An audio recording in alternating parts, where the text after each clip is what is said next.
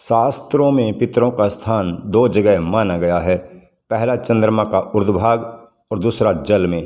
मान्यता है कि कुछ पितरलोक तो चंद्रलोक में जाते हैं, जबकि कुछ पितृ वरुणदेव के आश्रय में वरुणदेव जल के देवता हैं। मान्यता है कि पशु पक्षी भी इसी लोक में निवास करते हैं। यही कारण है कि पितृपक्ष में पशु पक्षी और वनस्पति यानी कि वृक्ष की पूजा का विधान है, क्योंकि इन्हें भी पितृ समान माना गया है। साथ ही यह भी मान्यता है कि इनकी पूजा का फल सीधे पितरों को मिलता है, इसलिए श्राद्ध पक्ष में इनकी पूजा भी करना जरूरी है।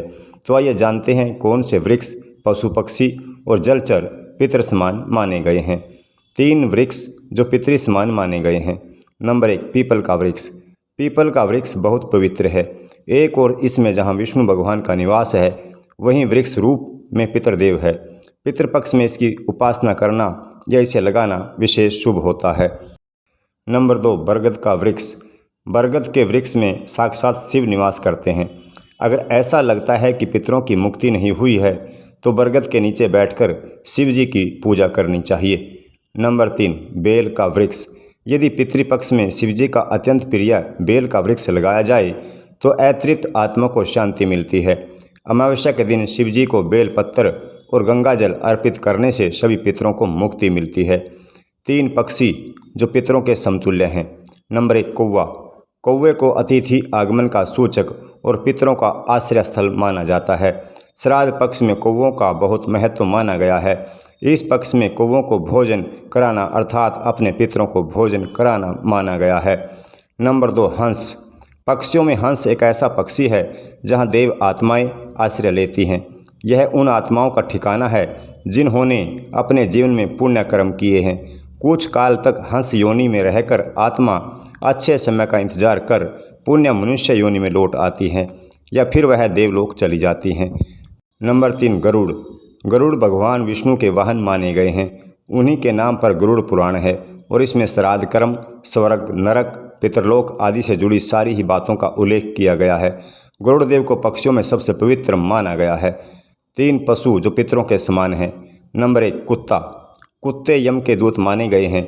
यही कारण है कि कुत्तों को आत्माओं की उपस्थिति का ज्ञान होता है। इतना ही नहीं, कुत्ता भविष्य में होने वाली घटनाओं का भी ज्ञान कर लेते हैं। भैरव महाराज का सेवक भी कुत्ता ही है, इसलिए उन्हें पितरों के समान माना गया है। नंबर 2, गाय। गाय में सभी देवी और देवताओं का निवास बताया गया है। मान्यता के अनुसार 84 लाख योनियों का सफ़र करके आत्मा अंतिम योनि के रूप में गाय बनती है। गाय लाखों योनियों का वह पड़ाव है जहां आत्मा विश्राम करके आगे की यात्रा शुरू करती है। नंबर 3, हाथी। हाथी को हिंदू धर्म में भगवान गणेश का साक्षात रूप माना गया है। यह इंद्र का वाहन भी है। हाथी को पूर्वजों का प्रतीक भी माना गया है। जिस दिन किसी हाथी की मृत्यु हो जाती है, उस दिन उसका कोई भी साथी भोजन नहीं करता है। हाथियों को अपने पूर्वजों की स्मृतियाँ रहती हैं, इसलिए हाथी की पूजा भी पितरों की ही पूजा मानी जाती है। 3 जलचर जंतु जो पितरों के समान माने गए हैं। नंबर 1, मछली। भगवान विष्णु ने एक बार मत्स्य का अवतार लेकर मनुष्य जाति के अस्तित्व को जल प्रलय से बचाया था।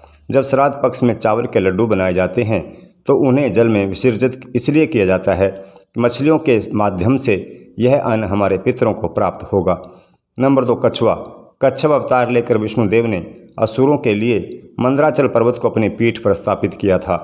यही कारण है कि हिंदू धर्म में कछुआ बहुत ही पवित्र माना गया है। नंबर 3, नाग।